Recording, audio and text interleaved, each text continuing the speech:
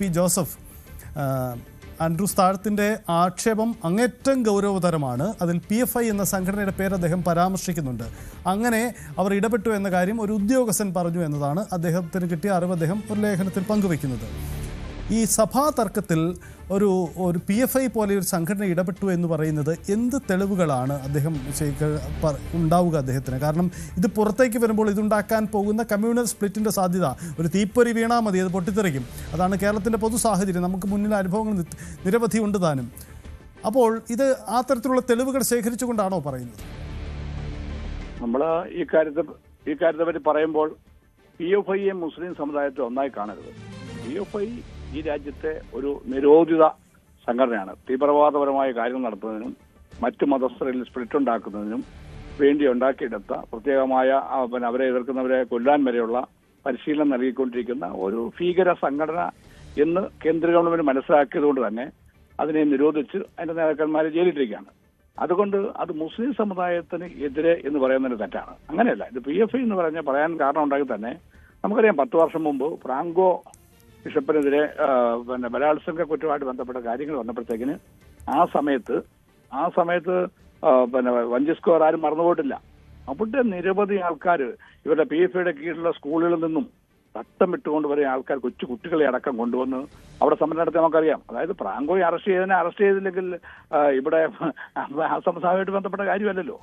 അവിടെ PFI പ്രത്യക്ഷത്തിൽ വന്നു. അതിനുശേഷം ഇങ്ങോട്ട് നോക്കിക്കഴിഞ്ഞാൽ എവിടെയൊക്കെ സാമുദായികമായ പ്രശ്നങ്ങൾ ഉണ്ടാക്കാൻ സാധിക്കുമോ അവിടെയൊക്കെ അത് സാധിക്കും. അത് കണക്കിന് എറണാകുളത്ത് നിങ്ങൾ മനസ്സിലാക്കണം, ഇത് കത്തോലിക്ക സഭയുടെ ഈ ചട്ടക്കൂടിനകത്ത് നിന്നുകൊണ്ട് തന്നെ അതിനെ എതിർക്കുവാൻ വേണ്ടി അവിടുത്തെ ഏതാനും ചില നക്സൽ ബന്ധം വരെ ഉണ്ടെന്ന് ആരോപിക്കപ്പെടുന്ന ചില അച്ഛന്മാരും അവിടുത്തെ ചില ആത്മായ മുന്നേറ്റം പോലെയൊക്കെയുള്ള അതിൻ്റെ അകത്തെ നേതാക്കന്മാരും അവരുടെയൊക്കെ കോടിക്കണക്കിന് കടങ്ങൾ വരെ വീട്ടപ്പെട്ടെന്നുള്ളത് വസ്തുതാപരമായി തെളിയിക്കപ്പെട്ട കാര്യങ്ങളാണ്.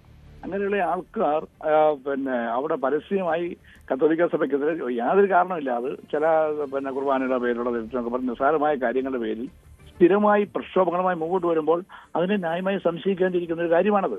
അത് തന്നെയാണ് ഇപ്പോഴും ഇവിടെ സംഭവിച്ചുകൊണ്ടിരിക്കുന്നത്. അതിൻ്റെ അകത്ത് പിതാവ് അങ്ങനെ പറഞ്ഞിട്ടുണ്ടെങ്കിൽ പിതാവിനേക്കാളും കൂടുതൽ എന്തെങ്കിലും വസ്തുതാപരമായി തെളിവുകളോ അല്ലെങ്കിൽ അതിന് അനുയോജ്യമായ ആരെന്നെങ്കിലും ഉള്ള മറുപടികൾ കിട്ടിയതിന്റെ അടിസ്ഥാനത്തിലായിരിക്കും പറഞ്ഞിരിക്കുന്നത്.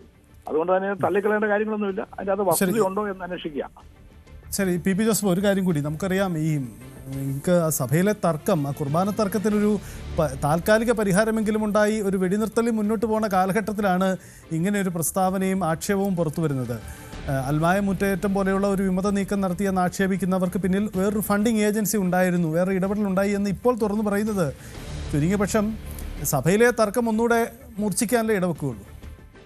സഭയിലെ തർക്കം എന്ന് പറഞ്ഞാൽ സഭയിലെ തർക്കം അങ്ങനെയല്ലല്ലോ. സഭയിലെ തർക്കം ചില കാരണങ്ങളാൽ അത് താത്വികമായ ഒരു നിലപാടിനെതിരാണെങ്കിൽ കുഴപ്പമില്ല. താത്വികമായ നിലപാടിനെതിരല്ല. അതിൻ്റെ അകത്ത് അവിടുത്തെ ഏതാനും ചില വൈദികരും വിശ്വാസികളല്ലല്ലോ, ഏതാനും ചില അതിന്റെ മുൻപിൽ നിൽക്കുന്നവരോട് കൂടി ചെയ്തു കൂട്ടിയതിന്റെ കാര്യങ്ങളെന്നുള്ളേ ഉള്ളൂ. അത് അങ്ങനെ തന്നെ സഭ അത് പരിഹരിക്കട്ടെ. പക്ഷേ ആ തർക്കങ്ങളിലൊക്കെ ഇടപെടാൻ തക്ക വിധത്തിൽ പാകത്തിൽ ആൾക്കാർ നിൽക്കും. നിങ്ങൾ ചിന്തിച്ചു നോക്കിയാൽ കാണാം, അന്ന് ഈ അൽമായ മുന്നേറ്റുമ്പോൾ അതിൻ്റെ അകത്ത് മുൻപിൽ നിന്നിരുന്ന വൈദികരെല്ലാം സ്ഥിരമായി ഈ PFIയുടെ വേദികളിൽ വരെ പോകുമായിരുന്നു.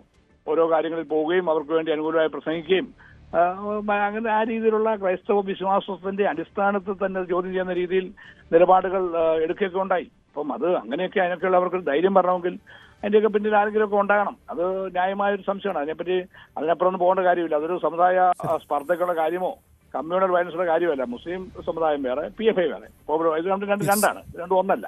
നമ്മൾ അതിന്റെ രണ്ടിനും ഒന്നായി കാണുന്നതുകൊണ്ടാണ് അങ്ങനെ ചിന്തിക്കുന്നത്. ഇപ്പൊ ക്രിസ്തു മതത്തിലൊരു തീവ്രവാദ സംഘടന വന്ന് അതിനെ നമ്മൾ തള്ളിപ്പറയും. അത് കണക്കിന് ആ മതത്തിലുള്ളവരും PFI തള്ളിപ്പറഞ്ഞിട്ടുണ്ട്.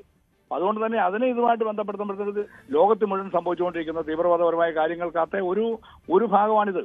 ഇപ്പൊ നമ്മള് ബൊക്കോറാം നൈജീരിയയിൽ 100 കണക്കിന് പെൺകുട്ടികളെ കൊണ്ടുപോയി ബലാത്സംഗം ചെയ്യും, അവരെ കൊണ്ട് അവിടെ അടിമകളായിക്കൊണ്ടിരിക്കുകയാണ്. അതിനെതിരെ ഇവിടെ സംസാരിക്കുന്നില്ല. അല്ലെങ്കിൽ അങ്ങനെയൊക്കെ നിരവധി പ്രശ്നങ്ങൾ ലോകത്തിന്റെ പരമാവധി സംഭവിച്ചുകൊണ്ടിരിക്കുകയാണ്. അപ്പൊ അതിന്റെ ഒരു വേർഷനാണ് ഈ പറയുന്ന ഈ ചെറിയ കേരളത്തിൽ സമുദായ സൗഹാർദ്ദം തകർക്കുന്നതിന് വേണ്ടിയുള്ള ശ്രമം നടക്കുന്നത്. അതിന്റെ ഒരു ഭാഗമാണ് ക്രിസ്ത്യൻ സമുദായങ്ങൾ ആരും വെട്ടാനും കൊത്താനും പോകത്തുണ്ട്. അവിടെ മറ്റു രീതിയിലുള്ള പ്രവർത്തനങ്ങൾ, വിധ്വംസ പ്രവർത്തനങ്ങൾക്ക് നേതൃത്വം കൊടുക്കുന്ന ആരെങ്കിലും ഉണ്ടെങ്കിൽ അവരെ സഹായിക്കുവാൻ വേണ്ടി ഈ സംഘടന കടന്നു വരുന്നതാണെന്നാണ് ആൻഡ്രൂസ് താഴത്ത് പറഞ്ഞ ഒരു യാഥാർത്ഥ്യമാണ്. അതിനകത്ത് നിഷേധിക്കത്തക്കായിട്ടൊന്നും തന്നെ നമ്മൾ കാണുന്നില്ല. ശരി, പി ജോസഫാണ്. വളരെ നന്ദി പ്രതികരിച്ചതിന്. എന്തായാലും ആൻഡ്രൂസ് താഴത്തിന്റെ പ്രസ്താവന ഉണ്ടാക്കാൻ പോകുന്ന ചർച്ചകൾ ചെറുതായിരിക്കില്ല. കാരണം ഗുരുതരമായ ചില കാര്യങ്ങളാണ് അദ്ദേഹം ഉന്നയിക്കുന്നത്. അത് സ്വാഭാവികമായി PFI നിരോധിത സംഘടനയാണ്. പക്ഷേ ആ പ്രസ്താവന ഉണ്ടാക്കാൻ പോകുന്ന ഒരു പൊളിറ്റിക്കൽ ഡിസ്കഷൻ ചെറുതല്ല. പ്രത്യേകിച്ച് ഒരു തെരഞ്ഞെടുപ്പ് കാലഘട്ടത്തിൽ അതൊരു പുതിയ രാഷ്ട്രീയ ലക്ഷ്യത്തോടെയാണ് എന്ന ആക്ഷേപമൊക്കെ സ്വാഭാവികമായും ഉണ്ടാകും. ഒപ്പം തന്നെ സഭയ്ക്കുള്ളിൽ തന്നെ ഇക്കാര്യത്തിൽ വ്യത്യസ്ത നിലപാടുണ്ട്. കൂടുതൽ വാർത്തകൾക്ക് News 18 Keralam YouTube channel subscribe ചെയ്യുക.